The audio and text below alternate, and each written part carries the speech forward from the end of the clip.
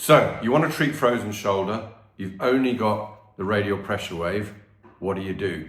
Well, a great study by Hussein in 2015 showed that the radial pressure wave can treat frozen shoulder really well.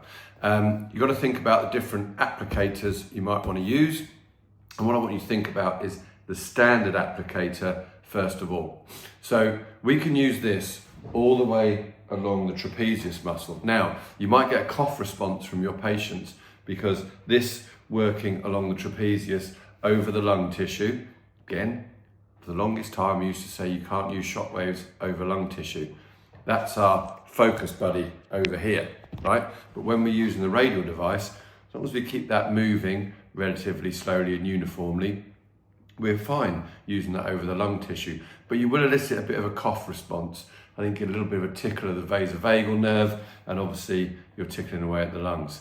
Just as a side note, in the UK, I did write to our health secretary around COVID and suggest that radial pressure wave might be a great way of releasing those secretions. We might have saved some lives, but they didn't listen. So anyway, that's just from the base of the cough response. No science to support that, but just an idea that I had.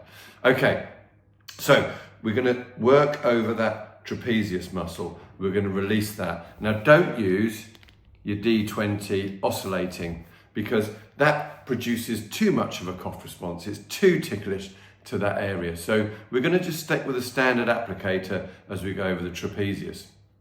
Now, when we get into the defined areas in the actual shoulder itself, so we want to be doing about 750 to 1,000 shocks in the anterior shoulder, to the posterior shoulder, to the lateral shoulder.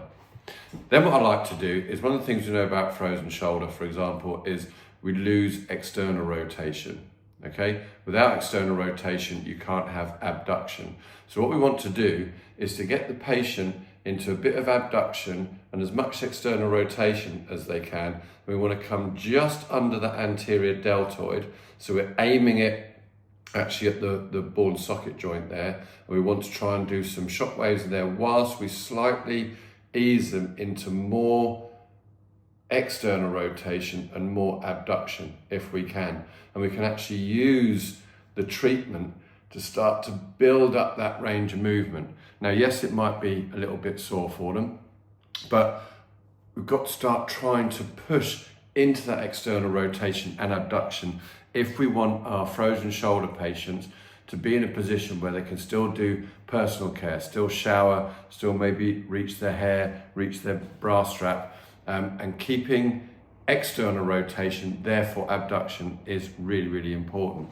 So just to recap, we're going anterior, we're going posterior, we're going laterally, and then we're going into this kind of abducted external rotation as far as they can get it to push into that position whilst we're treating, not directly in the armpit, but just below that defined border of the anterior deltoid there. So we're pushing up into that area there. And that would be the way in which I would treat frozen shoulder.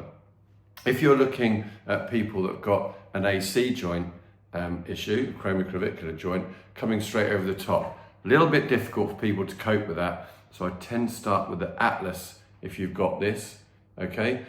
We can work on that. Now it's a little bit light, so eventually you do want to build up to using your standard tip, but it might be a little bit sore. This is where I probably would come in with the focus because I've got one. But if you don't, you can just create a bigger gel mound. And in one of my previous videos when we're talking about how to treat sensitive areas, you will see this, a little gel mound on top that gradually you push into as the patient can accept that. And then of course what we've got is our impingement syndrome or supraspinatus coming under the arch there.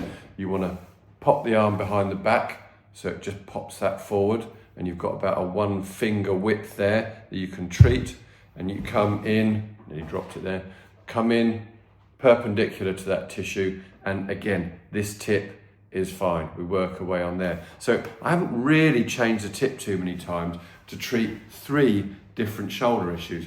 Same when we come into the long head of biceps, I would still be using this same tip.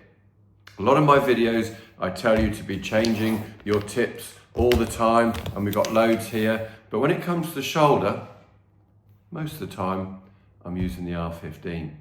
So I hope that helps. Get busy treating your shoulders. Remember to go and look at that Hussein article from 2015. It's still as good today as it was then, and it shows how radial pressure wave, not focus, can be successful at treating frozen shoulder.